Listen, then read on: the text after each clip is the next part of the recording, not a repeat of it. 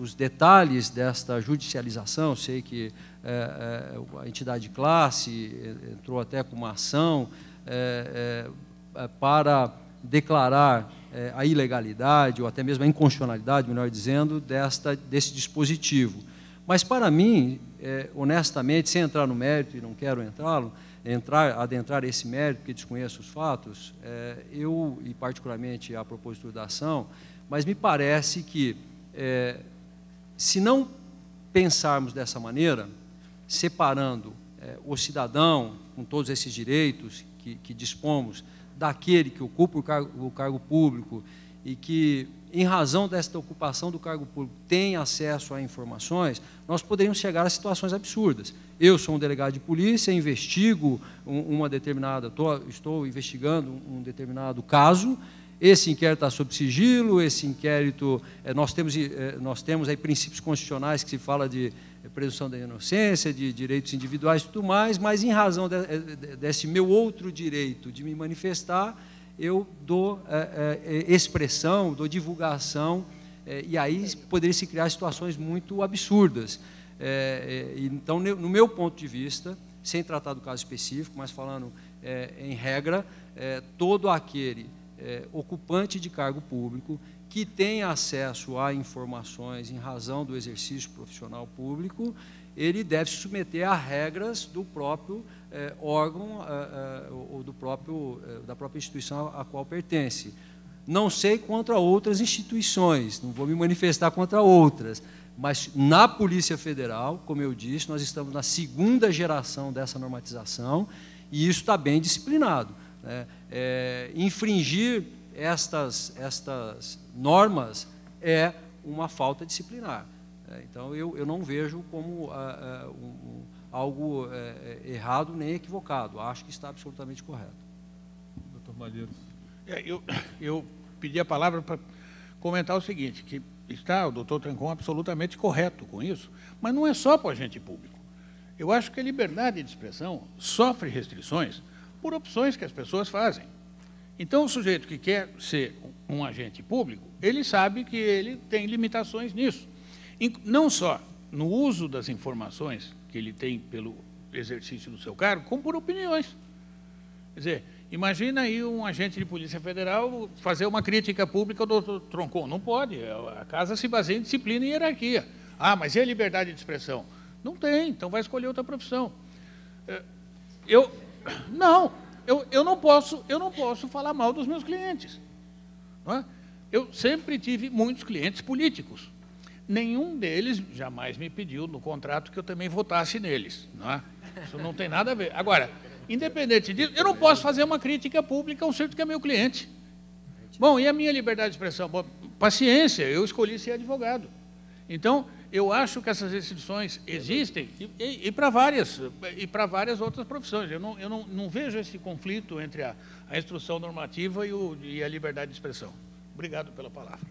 Perfeito. Alguém gostaria de fazer uma consideração sobre esse tema? Eu gostaria de fazer dois esclarecimentos sobre a intervenção do professor Nalini, para esclarecer bem o que eu quis dizer sobre regulação, né?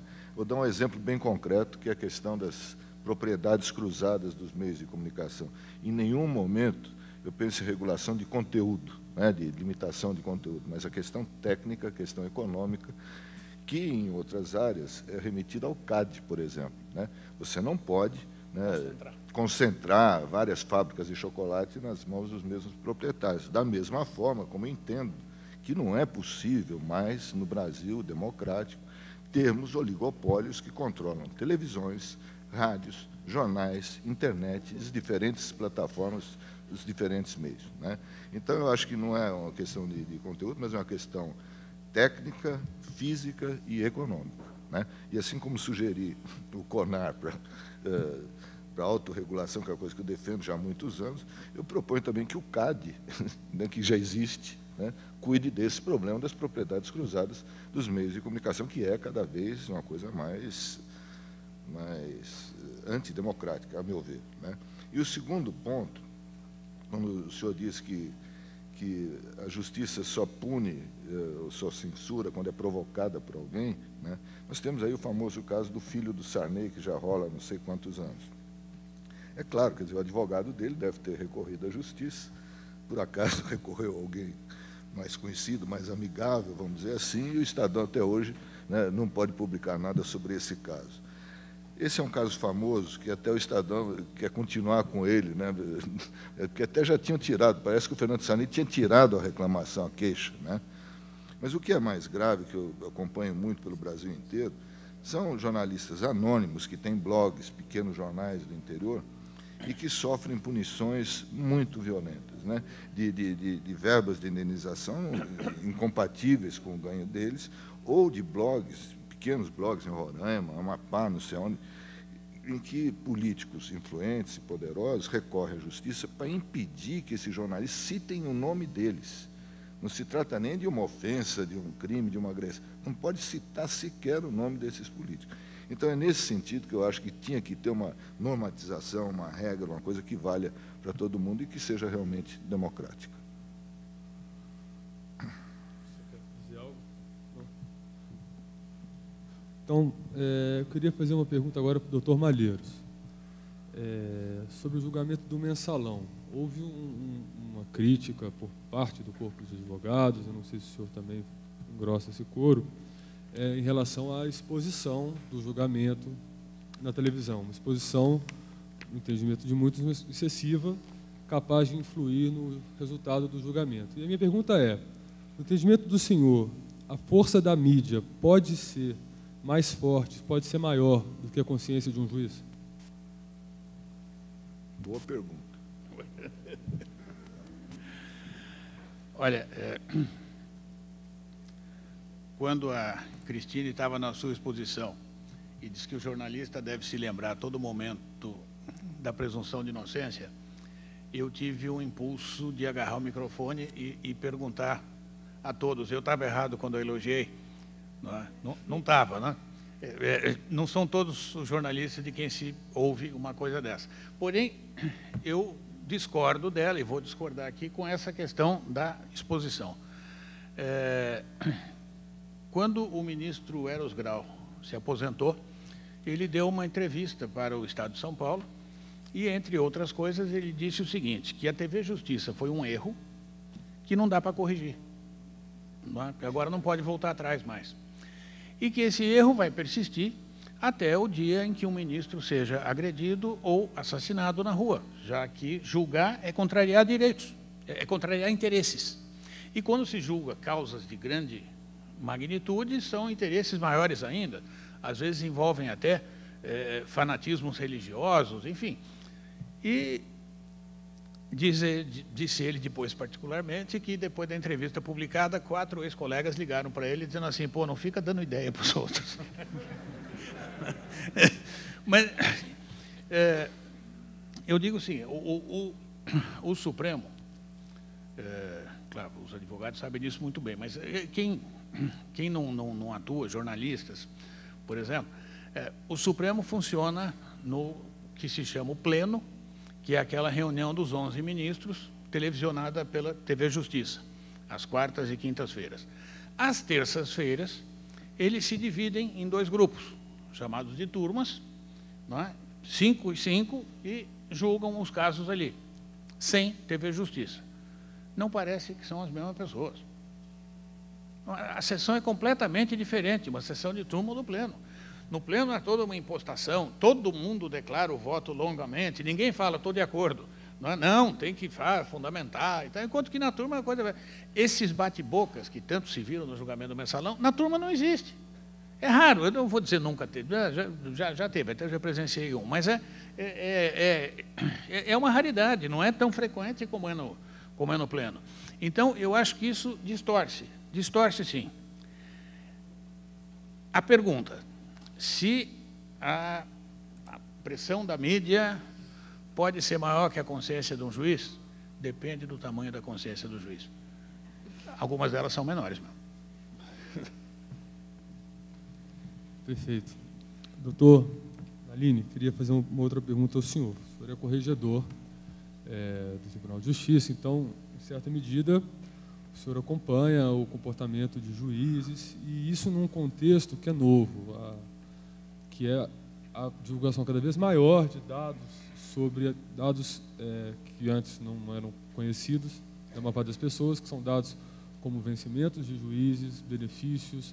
Enfim, recentemente o Estado de São Paulo venceu, enfim, prêmios com séries de matérias que, de certa forma, expuseram situações que, independentemente do juízo de valor, se certo ou errado, mereciam estar, de alguma forma, expostas para a opinião pública, para as pessoas que, de certa forma, enfim, têm interesse em saber daquilo. Minha pergunta é, de alguma forma, esse contexto de transparência cada vez maior dentro do judiciário, mesmo que ainda longe do que muitos desejam, mas certamente é um caminho que vem sendo trilhado.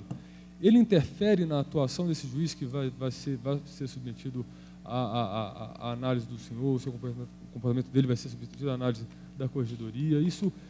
Qual que é o impacto disso? O que isso representa para o judiciário brasileiro, no entendimento do senhor e na rotina do senhor, principalmente como corregedor? Eu diria que a magistratura hoje é muito diferente daquela na qual eu ingressei há quase 40 anos, né? Hoje eu vejo que a juventude que se submete aos concursos da magistratura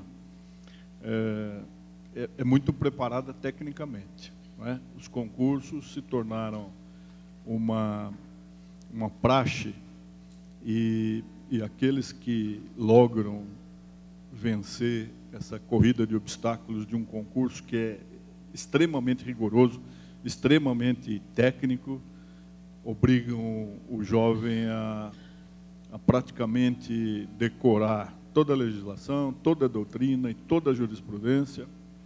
Então, nós temos pessoas tecnicamente muito preparadas. Agora, eu vejo uma espécie de perplexidade do juiz, porque ele é formado pela mais anacrônica das escolas, que é a Faculdade de Direito, que não mudou desde o paradigma coimbrão, quando Dom Pedro I foi buscar a Faculdade de Direito em 1827, em Coimbra, para formar uma burocracia para o Império nascente. Ele apanhou um modelo que já vigorava há 1000 anos, porque a Faculdade de Coimbra é inspirada na de Bolonha, que é do ano 800. O que é que houve no Brasil em relação à formação jurídica? Houve a multiplicação, o fenômeno da proliferação das escolas, né? São milhares de escolas de direito. E o ensino jurídico fala que o juiz deve ser um elaborador de decisões muito bem maturadas, reflexo de uma ponderação, de um estudo, de cotejo de valores, de análise da jurisprudência, de apreciação da doutrina. E nós estamos hoje submetidos a um órgão que foi criado pela Emenda Constitucional 45 de 2004, que é o Conselho Nacional de Justiça, que está acima do Superior Tribunal de Justiça, só abaixo do Supremo Tribunal Federal, embora às vezes ele interfira e as decisões dele obrigatoriamente chegam ao Supremo Tribunal Federal, às vezes em sede até de mandado de segurança, pela invasão da matéria jurisdicional. E o CNJ exige metas, exige produtividade. Então, está muito difícil para o juiz se conscientizar, principalmente o juiz de primeiro grau, de que ele deve ser um obreiro, de que ele deve ser um produtor de decisões em massa, porque o fenômeno judiciário no Brasil é de uma patologia evidente, e eu não sei como as pessoas não se indignam. Nós temos 90 milhões de processos em curso, o que, se nós pensarmos que cada processo tem pelo menos 2 partes, e isso é uma falácia, porque hoje há lides coletivas, então nós temos muitos ocupantes do polo ativo, pessoas prejudicadas pela mesma situação, que litigam numa ação coletiva. Então, nós teríamos, no mínimo, 180 milhões de pessoas a litigar. E isso significa o quê? Excluídas as crianças que não demandam, nós teríamos o Brasil inteiro brigando, o Brasil inteiro litigando, demandando, não é? Então, isso é de uma patologia tão evidente, não é? E o juiz é formado a colocar a cronologia. Ele vai pegar o processo mais antigo, que é uma coisa talvez insignificante, que não deveria ter chegado ao judiciário, e o processo que ele precisaria examinar é o 38º da pilha de processos que ele tem. Então, o que eu vejo hoje é assim, uma certa perplexidade desse ser que foi produzido por uma formação anacrônica e a necessidade que ele tem de se ajustar ao ritmo que a sociedade pede da justiça. Não adianta falar que o tempo da justiça é um e o tempo da sociedade é outro. A sociedade está acostumada a receber na sua bugiganga eletrônica, e logo não vamos precisar nem da bugiganga, vai estar no óculos, vai estar num chip, né, em nós mesmos. Ele está sabendo que está acompanhando o tempo inteiro. Ele não precisa ir a banco para fazer transferência. Ele não precisa ir à repartição para apanhar um documento de identidade. E na justiça ele tem de ficar esperando que nós vençamos 6 instâncias. Não são só 4 mais, eu falava em 4. Juiz de primeiro grau, tribunal, Superior Tribunal de Justiça, Supremo Tribunal Federal. Hoje tem uma instância a mais, que é o Conselho Nacional de Justiça, e uma 6ª instância, que é o Supremo Tribunal Federal. Então, eu tenho tentado dizer para os juízes, não se preocupe com a qualidade, porque, infelizmente, nós não estamos prestigiando o primeiro grau, que é aquele que deveria ser o mais prestigiado, que é aquele que tem contato com a prova, que está na flagrância dos fatos e ele pode fazer a melhor justiça. Mas isso vai chegar, queira-se ou não, à última instância. E os próprios advogados consideram a sentença como uma minuta. É um projeto, porque eles vão passar pelo tribunal, é uma casa de passagem, não diria de curta permanência, porque demora bastante, mas é uma 2ª instância que vai para a 3ª, vai para a 4ª. Não é? Então, hoje, nós estamos assim, e é por isso que eu apelo outra vez, principalmente para a mídia, que gosta de criticar as deficiências do judiciário, as carências, os casos exóticos. Não vê que em São Paulo nós temos 2.400 juízes trabalhando diuturnamente, alguns doentes. Eu nunca vi tanto estresse, tanta angústia, tanta síndrome do pânico, tanto mal ignorado, doença mental. E o pior é que as pessoas não querem admitir que estão doentes, né? Elas acham sempre, não sou eu, são os outros. Como diz o Sartre, os infernos são os outros, né? Mas nós precisamos pensar se é esse o modelo de justiça que nós queremos. Se tudo tem que ser judicializado, num país que tudo entra no judiciário. E aí, se o judiciário enfrenta, ele é ativista, ele está exagerando. Se ele não enfrenta, ele é omisso, não é? Então, nós estamos numa fase muito séria. É evidente que a Corregedoria enfrenta isso. Eu tenho 2.000 juízes no primeiro grau, aqui em São Paulo, mas eu tenho adotado a missão de aconselhar, de orientar, de mostrar alento aos juízes. O Brasil não notou que em 2 anos nós tivemos 600 defecções. Nós temos tido aposentadorias de jovens, de gente que poderia permanecer, mas não aguenta mais a cobrança e a perplexidade mesmo, de não saber o que se espera de um juiz, não é? Então, é esse o momento, e eu acho que vale a pena a sociedade inteira pensar, porque, no fim, ela é a destinatária do judiciário. Não sei se respondi. Tá certo, agradeço ao senhor. Bom, a gente já está caminhando para o final. Eu vou só rapidamente fazer uma pergunta que está encaminhada para o Ricardo Couto, e em seguida eu faço uma outra pergunta que eu quero fazer para ele e também para a Cristine, com o mesmo teor. Primeira pergunta, Couto, é a seguinte, é do Cristiano Marona. Ele quer saber sobre o CONAR, se, na sua opinião, a situação do órgão tem sido adequada no que se refere à publicidade infantil e propaganda de cerveja. E a segunda pergunta, que é bem diferente dela, mas é o seguinte: como repórter, na longa premiada carreira que você teve, e ainda empenha, aliás, mas como repórter, alguma vez você cometeu alguma injustiça? Você errou? E de que forma que isso interferiu no seu trabalho? E depois disso, o que isso representou para você? Enfim, que reflexão que você fez a partir disso? Não quero ficar lavando roupa suja aqui, não, mas é dar a oportunidade de, a partir dessa situação, do reconhecimento de algum erro, o que isso significou para você? E a mesma pergunta para a Cristine, como repórter também, para falar um pouco disso com a gente. E aí vocês, considerando que já são as considerações finais de vocês. Vou tentar ser breve mais uma vez, porque eu acho que o pessoal está ficando com fome aí, eu também, eu não sei ainda. E as perguntas são difíceis, né? Não é tão simples. Bom, sobre o CONAR, o que eu posso dizer ao Cristiano Marona é que tanto a questão da publicidade infantil como a da propaganda de cerveja são temas de permanente discussão dentro do CONAR. E tem que ter um equilíbrio. Não dá para simplesmente, como algumas pessoas querem, proibir toda propaganda voltada para criança. Né? Sabe, eu acho que tem que ter bom senso. Cada caso é diferente, tem que ser julgado. As pessoas que estão lá são sérias, né? E isso é uma coisa que não vai terminar agora. Essa questão de propaganda infantil vai continuar sendo analisada a cada novo caso que apareça. A mesma questão da cerveja. Se vocês pegarem, né, já tem muito menos sacanagem, né, nas propagandas de cerveja, algumas até muito inteligentes e bem feitas, do que tinha. Assim. É um dos melhores lugares que existe para viver e um dos melhores lugares do mundo para ser jornalista, porque aqui ainda está tudo para ser contado. Tem muita história para ser contada. Né? Cristine?